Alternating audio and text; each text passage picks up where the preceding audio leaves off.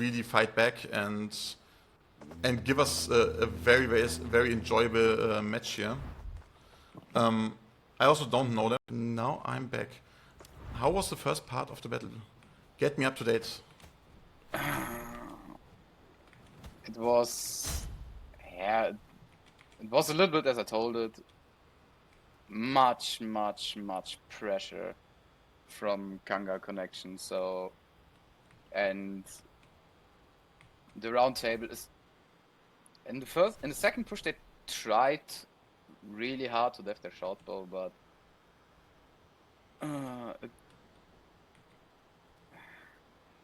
it was literally impossible. They really tried to def the short bow with at least 3 heroes, but they're having hard problems with the pressure.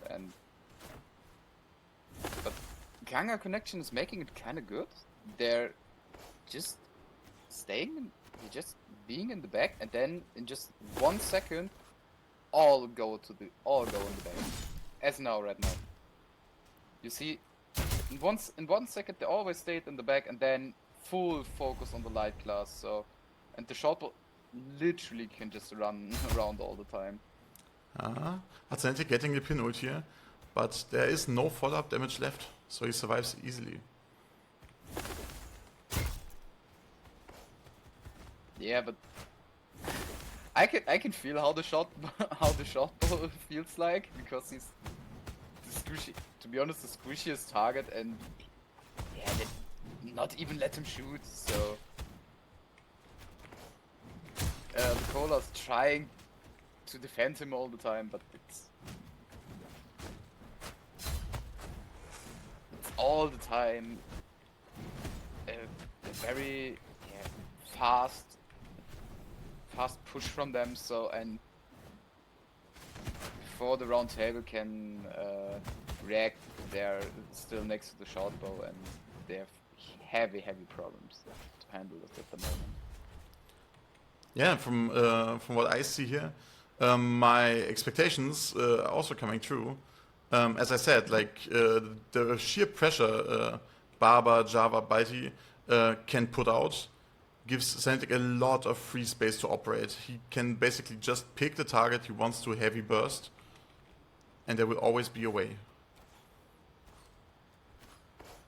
Also, I like their speed. They are very snappy. Yeah, it's always. You see, Balti goes in and this time they're making it a little bit slower, but they're ignoring all the front line. It's still focusing the short bow, and it always looks like that the round table don't see it coming.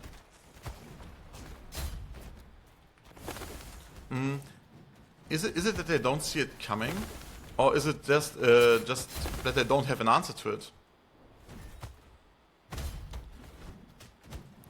Yeah, Are they so surprised by the opponent's strategy? In the first round they handled it not bad, but it's, I don't think that they're surprised, but they just, for me it looks a little bit, they just can't handle the pressure. So yeah, I also think maybe they're not that experienced. Sorry if I'm doing those players wrong, but I don't think they act very experienced from what I'm seeing here. So they absolutely don't know how to decrease the pressure for their damage dealers. And they also do not have a lot of space to work with. So it's an even more difficult task than the normal deathmatch here. Not only good opponents, also small map to kite. And what Kangal-Connection is doing pretty good is they can group up in the near of one player, and then he gets focused. This is a real 4 players taking 4 different ways, but everybody is finding their target and is finding the enemy. So, and if you have 4v1, it's kinda hard to alive. So Yeah, that's right. I think here we see even more dominant matchup than the last one. But also really props to those NA guys, just keeping the fight open and trying their best. Yeah, And they're trying their best. You see now they're a little bit stacked together more. So but from my perspective, what I see here, Kangal-Connection always has the initiative, and they always take the space and push them back immediately to the ramp. So there's absolutely no space where they can hide, where they can run away. And maybe that's a mistake. Maybe they should try to be more active. I mean, there's nothing bad that can happen, right? Now they are losing anyway. Why not trying to be aggressive? yeah, this is a thing as well. But you always need to remember Cynetic can survive alive. So Yes, but and he has a lot of room to kite. Because usually the fight starts on the little wall here next to the NA spawn. And so Cynetic can kite back all the way to the ramp, around the walls. He has so much options to kite. And the shortbow is literally standing nearly in their spawn and at the border of the fight. So where should he go?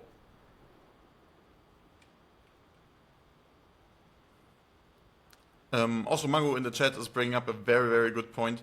Those NA guys here, yeah, they have a working day, and it's quite early in the afternoon. So yeah, they probably took a day off or shifted their working times. So absolute big respect for that. yeah, this is true. So we at least need to remember this as well. So we will absolutely not trash talk them and just cheer for them for their brave appearance here and for getting one of the hardest opponents of the tournament, I guess. Yeah, this is the thing as well. We always need to remember this group plays death matches since it feels like 100 years. So, and everybody knows what the other guy will do. So it's kind of hard. It's really hard to fight against them. I fight a lot, multiple times against this, and if you make one mistake, they will show you that you made a mistake and will instantly kill you. So this is the thing you always need to remember. So, and yeah, but And here we see the GG call by Balthasar. Not even a good player, also a very fair player here. yeah. Hitting the GG, maybe a bit early, but I will not see it as a negative. I know him as a person and he's a very positive and friendly guy. So I think he's also just giving out respect to the opponent team, trying to withstand this sheer amount of power in this team. Yeah, we always need to remember it's not easy to play against these stacked teams. So I think these guys will go very long, and this will stay very long in this tournament. So Yeah, absolutely. One interesting fact, like the round table shortbow, only 70,000 damage as a shortbow. That shows the sheer amount of pressure he got. He nearly never had Yeah. the chance to do damage.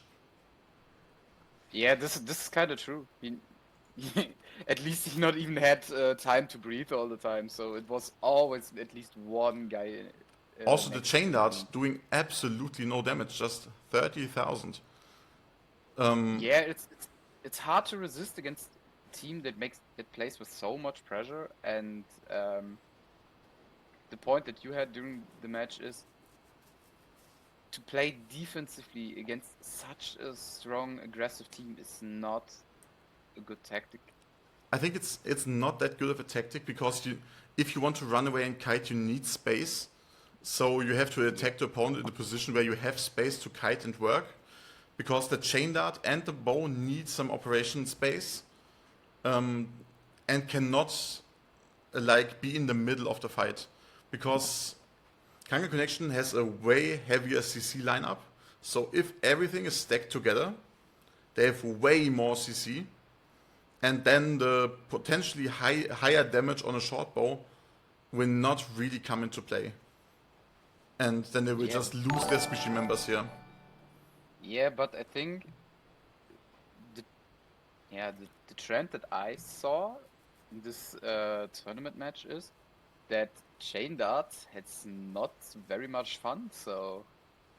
I mean, from my perspective as a professional chain dart hater, I'm very, very glad that they don't have fun playing this class in the tournament. Not really tied to the player. I really feel sorry for them to not have an enjoyable experience at the tournament here. But generally speaking, I'm very, very glad when the chain dart is not working as intended. But jokes aside, GG's to the round table. I really hope you guys step into more competition every time there's an opportunity. Because I think everyone can improve and get to the level of those kind of experienced players.